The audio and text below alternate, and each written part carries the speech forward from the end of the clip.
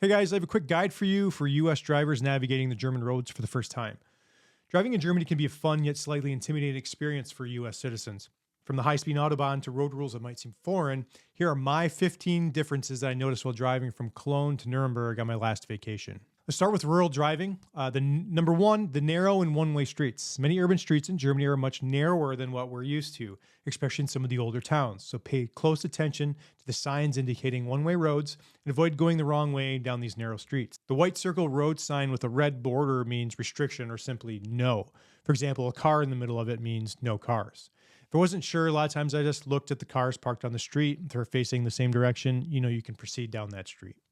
Be prepared to yield oncoming traffic when space is tight. Sometimes you'll have to look a little bit farther down the road than you're used to just to make sure. Number two, the pedestrians. Germany has many pedestrians and they always have the right of way at marked crossings. So be prepared to stop and yield, especially in some of the urban areas. Number three, sharing the road with trams. In many of the cities, trams share the road with cars. Always yield to trams. They often have the right of way. Watch for tram lanes marked by rails and avoid driving or stopping in their path. Number four, bus stops. They are marked with a green circle containing a yellow H symbol. It's not a hospital. It stands for Haltestelle.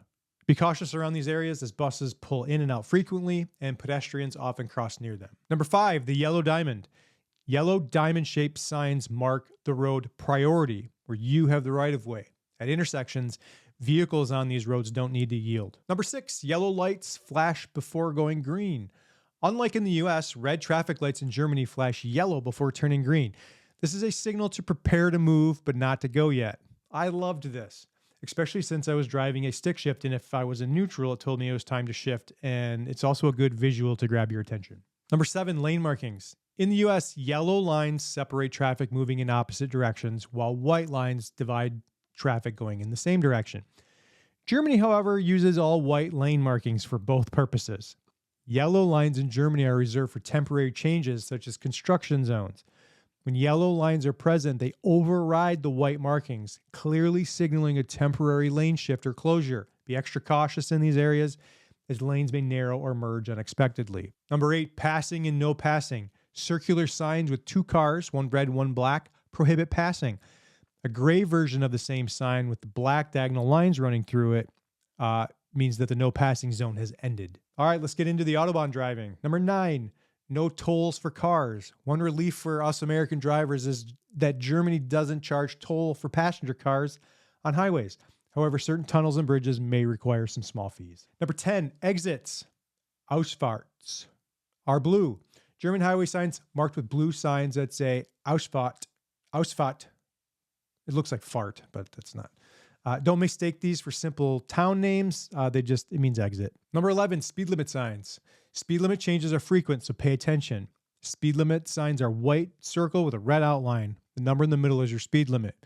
A gray circular sign with black diagonal lines means the end of any speed restriction. After this, you can go back to no limit on the Autobahn or 100 for rural areas, unless it's otherwise posted. Number 12, the no speed limit. Germany's famous Autobahn is sections with a no speed limit.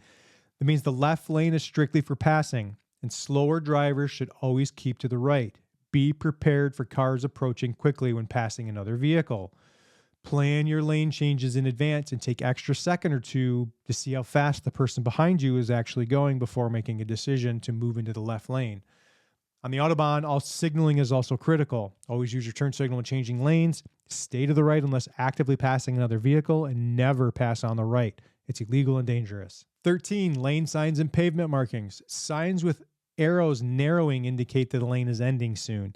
It's just a lot like our lane markings, just slightly larger and more elongated. Pavement markings usually accompany these signs. Bathrooms and rest stops. If you need to take a break while on the Autobahn, I usually saw like 3 different levels of pull-offs.